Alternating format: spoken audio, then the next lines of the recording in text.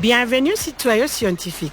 Nous allons maintenant vous guider dans votre quête de collecte et d'analyse des plastiques sur les plages de sable. Commencez par identifier la ligne de marée haute la plus récente comme site d'échantillonnage.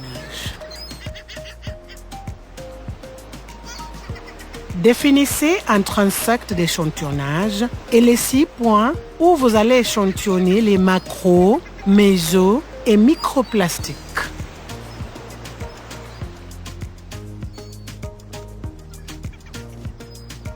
Tout d'abord, tracez un cercle et rassemblez tous les grands objets en plastique dans un sac étiqueté.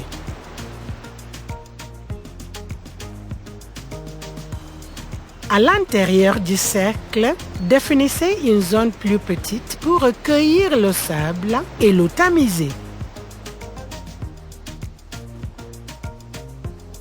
Recueillir le sable et le tamiser. Collectez les plus gros déchets dans un sac et passez le sable dans un tamis plus petit.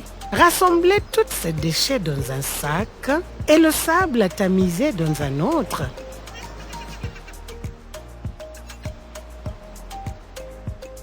Répétez le même processus à chacun des points d'échantillonnage.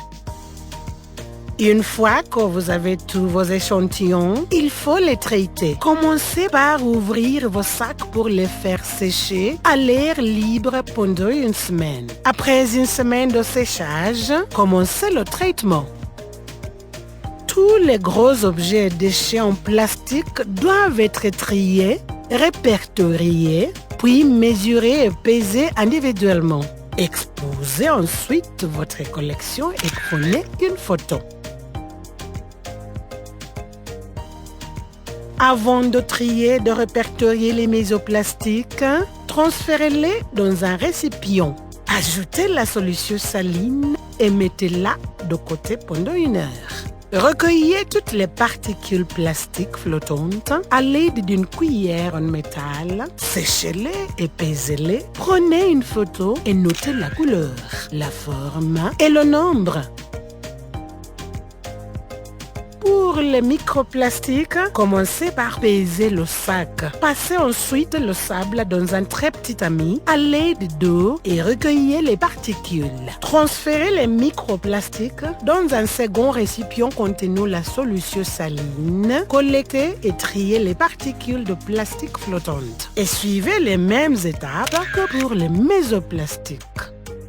Une fois que vous avez terminé, remettez les macroplastiques dans le sac et les mésos et microplastiques dans des sacs propres et étiquetés qui seront emmenés au laboratoire pour des analyses supplémentaires.